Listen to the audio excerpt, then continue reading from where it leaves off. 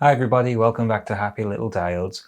You may remember in the last couple of reverse engineering videos that we made, I bought myself this little logic analyzer. This is a cheap as chips 24 MHz 8-channel logic analyzer from Amazon. It costs about £11, although I did have to buy the probe wires and grabbers separately. These are cheap too, which means they're hard to work with, but it got me going. This only has 8 channels. Now on an 8-bit computer, that's the data bus and you're finished. So it's very limiting in what you can do with it. If you want to go a little bit further with logic analyzers, you need to start spending hundreds of pounds. I think a couple of £100 you might be able to get a kind of mid-range one, but then you're looking into over £1,000 if you want a good branded logic analyzer, which is capable of measuring at a high sample rate and taking a lot of samples. So there's another option. A member of the Discord channel sent me these two PCBs. Thanks for that. These are fantastic designs from Dr. Gusman. I'll link to the GitHub in the description below because this is a really active little project and there's lots of new versions and new softwares coming out. This particular one is 2022 version 1.5. In terms of cost, it's cheap enough to get PCBs made.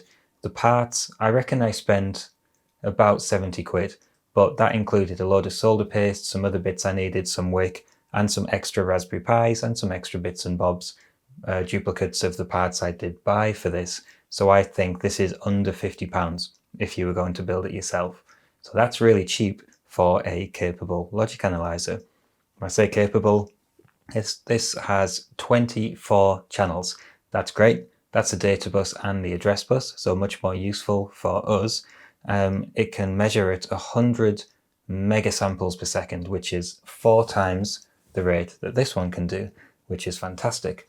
It is limited in how many samples it can take compared to the high-end expensive analyzers, but there's plenty for what we need to do with it because we're generally going to be capturing moments in time, and this is more than capable of that. So I'm going to take you through the build process. There's a lot of SMD on here, which I'm famously rubbish at, so let's see if I can improve my skills and build this thing neatly without causing too many disasters.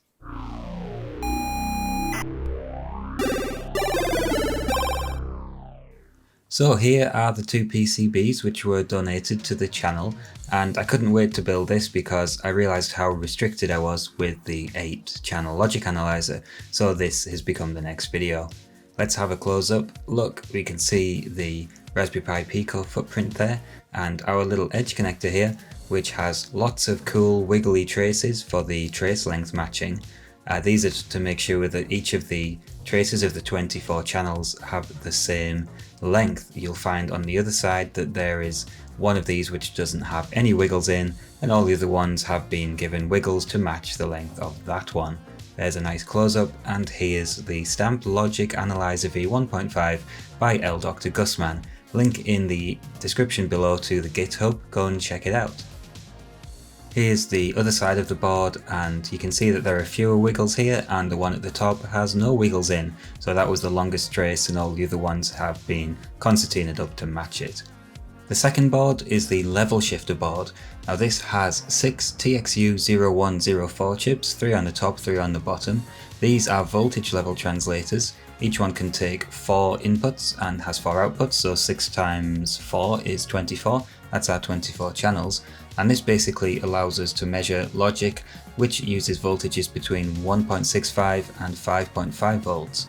If you want to use it in that way, you need to take the jumper hat off, we'll see that later, and use an external VREF input along with your logic inputs that you're measuring. But we're just going to be using 5 volts because everything we work with is 5 volts. Here's the other side. You can see there's room for another 3 chips, and there's our jumper on the left.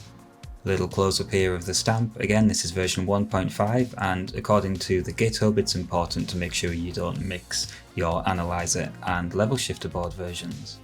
So let's get our first component on. I'm starting with this diode. This diode enables you to chain this device to other devices. So you have a pattern trigger, we'll learn about that later, and when that's set, you can use the output here through this diode to trigger, for example, another analyzer, so maybe you want 48 channels or more, or you can use it to trigger something else like a triggered oscilloscope or something like that. Nifty. You might notice these components are tiny, and you might remember that I'm rubbish at SMD soldering, so I'm going to use solder paste for a change. I've always wanted to try this stuff, and I've bought a hot air rework station to go with it. Let's see how we get on. So I've put a bit of the solder paste on here. This is literally the first time I've ever used it, so fingers crossed for me. I'm going to do the same on R1. I am trying to get a perfect little blob on each of the pads, and as you can see it's going a bit wrong. And I learned throughout this video, as you'll see, that you can be a little bit more loose with the solder paste and just sort of smear it on there, and it'll all work out when the heat is applied and everything gets sucked into place. So here's our tiny little resistor. Did it need to be this small? I don't know, I'm just thinking of excuses now. I'm gonna have a go, let's see how we get on. So there it is. I'm just turning it over to have a look and see if it needs to go on a particular way up, and it clearly does. So I'll put that white side down, black side up. Let's see if we can get it in place using two hands to try and be steady, and then it's time to get the hot air station running.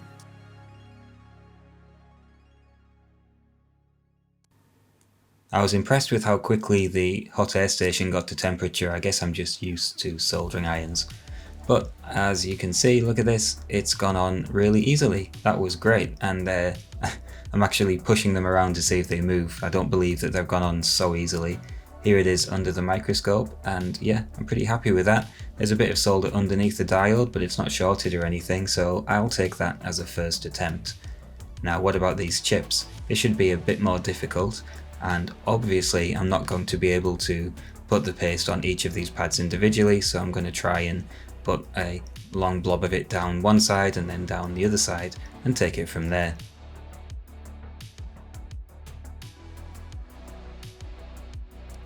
The solder paste was a bit more sticky than I expected, and it sort of is difficult to get the nozzle away without making a mess.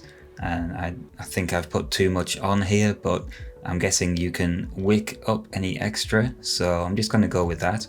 Let's get the chip in place. This is the first look at our logic level or voltage level shifter chips. There we go. The pin designation, pin 1, the little dot there, coincides with the asterisk on the silk screen next to C6, I've figured out. So there it is in place, and here comes the hot air. We can watch all these little solder balls melt. Luckily the chip's not sliding around too much with the airflow, although that does become a problem later. I can see tiny little solder balls appearing up the top there, floating around in the flux. Some of them grow quite large. One's about to pop out from underneath the chip, as you'll see, and I'm not too happy about having too many solder balls floating around, but I guess this is just something that's going to get better with practice. So let's see. Having some trouble getting this side to melt, but when I move the hot air gun a little bit closer, it starts to melt. That looks a bit better, and all the joints are made. But I think we're about to see, you can see the solder ball appear. There it is at the bottom. I guess I put too much solder paste on, but I'll pick that up with the tweezers and get rid of it, and I think that's alright. I can see there's bridged pins up in the top right there as well, and what I'm going to do is try and sort of drag the soldering iron along the pins to even that solder out.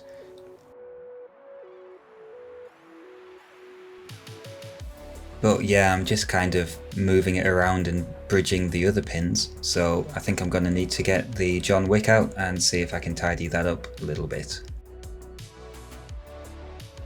My worry here is that I'm going to remove all of the solder and ruin the soldering job I've just made, but let's see what happens. It does look a bit bare compared to the other pins. Try and drag a little bit of solder over. But before I get carried away, I'm going to finish the other side, and then I'm going to just check it with a multimeter, check for continuity and see if the joints are made. Those of you who are familiar with SMD soldering are probably shouting at me that it's fine, as we'll see. So here we are on the other side, and again I've put too much solder on there. I'm trying to drag it around, it's not going very well, so I'll get the wick out and tidy that up as well.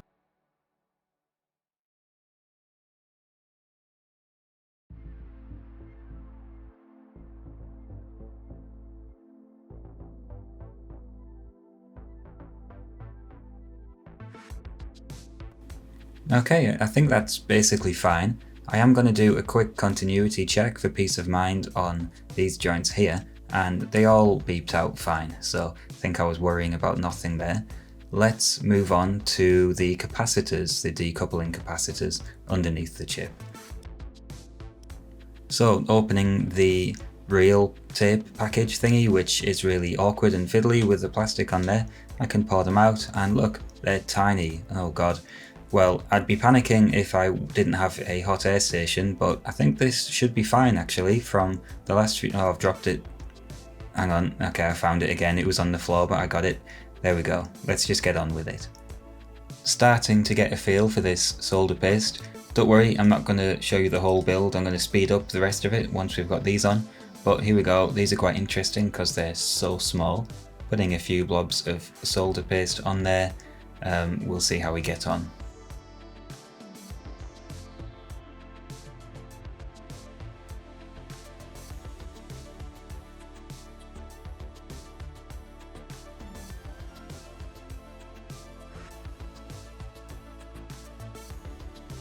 I think that's close enough. They should move into place once the solder paste melts, so let's have a go.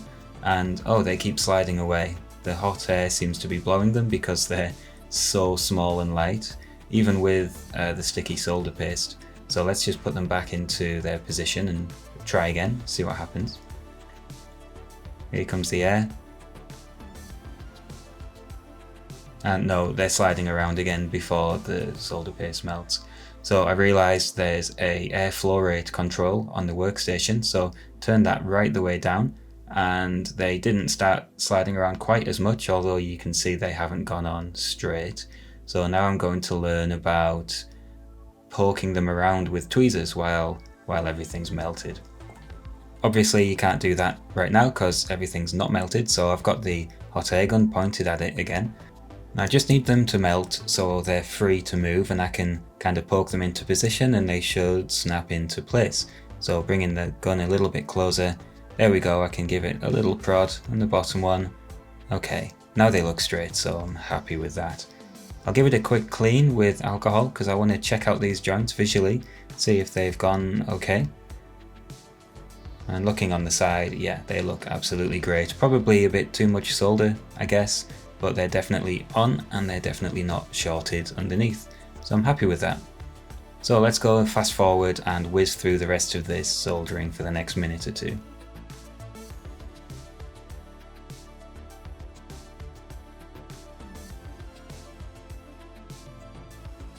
Still putting a bit too much on there and having to do a bit of wicking, but doesn't seem to be a huge problem. It all looks pretty neat afterwards. And while this is going on, I know I picked on the Analyser, is that what you say it? Analyser? Anyway, the expensive logic analyzer that you can get from Amazon. It's £1,500 for a 16-channel analyzer. And I'm not trying to say that this build is going to produce something better. Yeah, it's got more channels, but I think obviously the £1,500 option is going to last longer and be higher quality and have more support and whatever. I'm just trying to say that if you don't have that kind of money to spend and you want something which can log a lot of channels, and especially if you want something you can build yourself, then this seems to be a really good option. The expensive one can also measure analog, for example. So yeah, it's much more capable, but this is much more fun. And there are other options out there. You don't have to buy one for £10 or £1,500. There's a range. I think I showed you one which was a couple £100. I think you can drop 50 or 60 quid on a slightly more capable version of the cheap one. But again, those just arrive all pre-built and you don't get to have fun learning how to solder SMD. And what a good little project this is. So how are we getting on? I'm still getting bridged joints, not so many on that particular chip. That went really well. But hey, look, I've put way too much solder paste there. Well, it seems to have gone on, I've got away with it.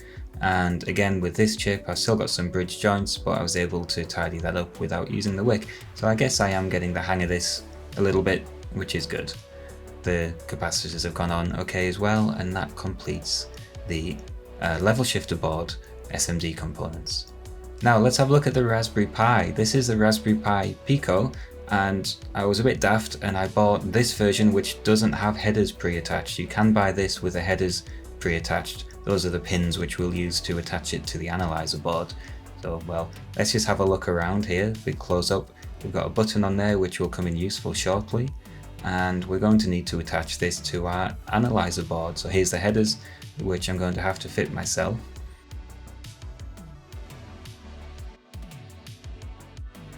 Before I start soldering anything, I'm just going to assemble it kind of dry. So I'll put my 2 rows of header pins in and pop the Raspberry Pi on top, make sure I've bought everything with the right pitch and the right lengths and all of that stuff.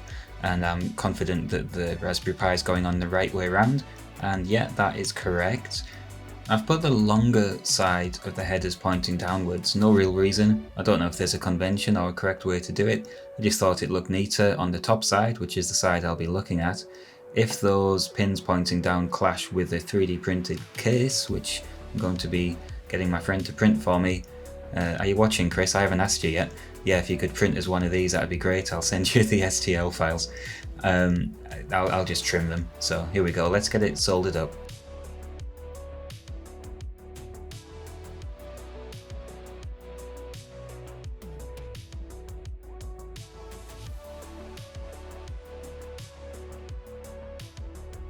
I must get more into the habit of using blue tack to stop these things sliding around all over the place. Alright, there's the last pin. That's all of the interesting soldering done. The only thing left is headers and sockets which go on the sides of the boards. So this analyzer board gets one, and then one on either side of the logic level shifter board. So let's have a look. Here's this one, and yeah, thank God I bought the right type, it fits. That's fantastic. And let's bring in the level shifter board and see how the other 2 headers are going to fit. So the one on the left there is a female one, and then I've got male ones for both sides of the board on the right. I'm just arranging it this way around because I have a picture of an assembled one on the screen and I want it to be oriented in the same way. So there we are, analyzer board on the right and a level shifter board in the middle. And then I can use these headers like this on the right hand side, and that will slot in to the socket on the right coming from the analyzer board. I have another header on the left, and the reason I went for a male header is because all of the probes which I've got are connected to wires like this, so this is going to work for me. So here we are, let's get this first socket in place. I'm just trying to get it straight. I want it to be as close as possible to straight. I'm just eyeballing it, and I think that looks pretty good. So we're ready to start soldering that in.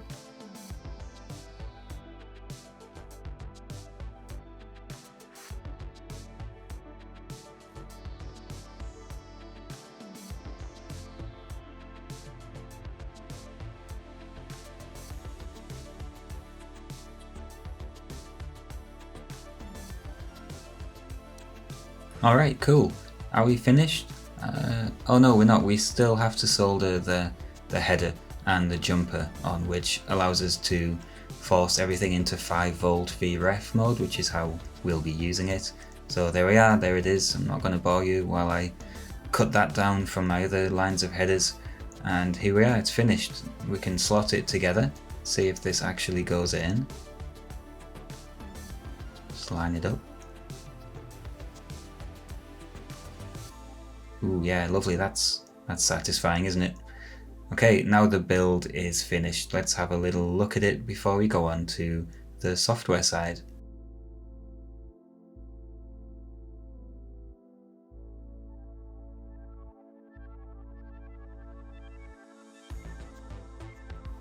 The Raspberry Pi has a mini USB.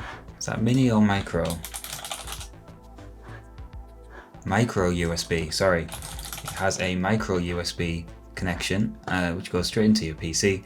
And on the GitHub, you can go to the downloads, the releases section, and here's a list of the assets which you need to download. I'm going to try and simplify this because I think these GitHubs get written with an assumption of, you know, some familiarity with what you're working with, which is probably fair enough, but I'm a complete noob, so I'm going to explain this in a way which I would understand.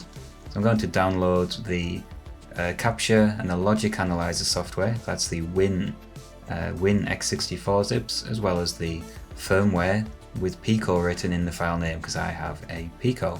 So that's fairly straightforward so far.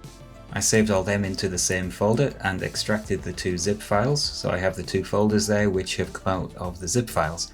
The first thing we have to do is copy the firmware file, the UF2 file. So I'm just going to right click it and copy it, and then head over to the Raspberry Pi drive which has appeared in my computer. There it is, RP, that's the one. And because it's new Raspberry Pi, there's nothing on there, I can just paste it straight in. The Raspberry Pi resets and we're ready to go. That's easy. If your Pi isn't showing up as a drive in Windows, try holding the boot cell button while plugging in the USB, and then release it once it's attached. You should see it there as a drive. Now we can have a look at the Logic Analyzer software. So within the folder we extracted, there's an executable called Logic Analyzer. You can double click that and we get a nice little splash screen. There we are, lovely nice colors, and the software opens up. Let's expand it a little bit. We need to find our device, so if we click on this menu, and for me it was COM5, and then click open device, you can see that it's detected it, so we're ready to go. We can start thinking about measuring something now, but we need to know which pin is which on our header here. That's easy enough. There's a diagram on the GitHub, on the wiki. It shows us where our 24 channels go and where ground is, and that's all we need because we're going to be putting the jumper on to force a 5V VREF. So ground is down there, the third one in along the bottom row. I'm going to put that on now just to orientate myself. I'll use the white wire for ground. So let's hook up the data bus on a Speccy. That seems pretty obvious. I'm just going to take the data pin from each of the 8 lower RAM chips, starting with this one, and let's whiz through, plug in everything else in channels 1 to 8 on the Logic Analyzer. Finally plugging in the ground, which is the white cable. I'm going to pick ground off an upper RAM chip just so it's not so cluttered. Then we can plug the USB into our Raspberry Pi and take a look back at the software. Not forgetting that we need to put a jumper on these header pins. I did forget that, but I'm not going to show you that in the video. There we are. Now we're running at 5V VREF. Lovely. So let's have a look at the software. When we click capture, we get this capture settings window pop up. So I'm going to enable channels 1 to 8 because I've taken all the bits of the 8-bit data bus. I'll label them D0, 1, 2, 3, 4, 5, 6 and 7. Oh, I've done something wrong. Hang on. 0, 1, 2, 3, 4, 5, 6. D6, D7. We're measuring at 100 mega samples per second, and we have 512 pre-samples, 1024 post-samples. We have an edge trigger on the first channel, so that's D0. When D0 goes from low to high, which will be almost instantaneous, it should start capturing, and it should give us 512 samples from before the event and 1024 from after the event. Now what's really good is we can use a pattern trigger if we want with this bottom radio button. We'll try that later, let's just keep it simple for now. Clicking capture, it thinks for a second and it gives us our results. There we are, lovely colours, black background, I like that. And we can see our data bus wiggling around all 8 bits of it. As you can see at the bottom, you can see an overview of the whole event, and we can scroll around in it using the slider there, which is nice. You can also export to CSV and open it in Excel if you're so inclined. I don't know why you'd want to, and maybe you wanted to make some fancy graphs or do some arithmetic on the results. I don't know. You can also use this slider to see more in your view by adjusting the number of samples in the screen from 10 to 2000. Not sure why it's limited to 2000. I think personally I'd like it to go a little bit higher. Should be fairly easy to implement. What about the number of samples? We didn't have many there. Well, on 8 channel mode we can have 131,071 samples in total, which is cool. Let's have a go at that. So I'm going to type 131069 post samples and 2 pre-samples to give us that total. Let's see what we get. Okay, looks the same, but when we look at the summary and the overview in the bottom, we can see we've got loads and loads and loads of data points, which is fantastic. I do get the feeling this is going to be more than enough for our uses. But what if we want to measure 24 channels? Well, let's have a look at what that looks like first. And it's a big mess, and it's fiddly as to get it all hooked in there, but I got there in the end. Here I've hooked up the address bus, the data bus, and the write line from the Z80. What I'm going to do is I'm going to run poke. I'm going to write the value 85 to address location 21845. And this is because I want to test the pattern trigger. So why did I choose these numbers? Well, 21845 is alternating zeros and ones, as is 85, so it should be easy for us to see in the trace after we've ran the measurement. It will be easy to set up the pattern trigger too. So here we are, let's have a look together. I've enabled all 24 channels. 1 to 8 is still the data bus.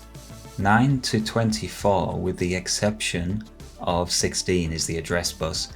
The reason for that is only channels 1 to 16 can be used for the pattern trigger, and I needed the write command to be part of the pattern trigger, so I had to make a little adjustment. It means A7 is on channel 24, so we'll just have to keep that in mind when we look at the results. The pattern I'm looking for is down the bottom there, first channel, so starting from channel 1, the pattern is alternating ones and zeros, all the way through to channel 16, which is our write command, which is active low.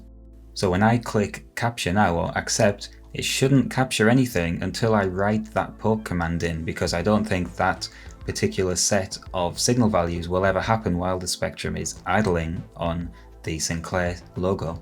So let's see if it works.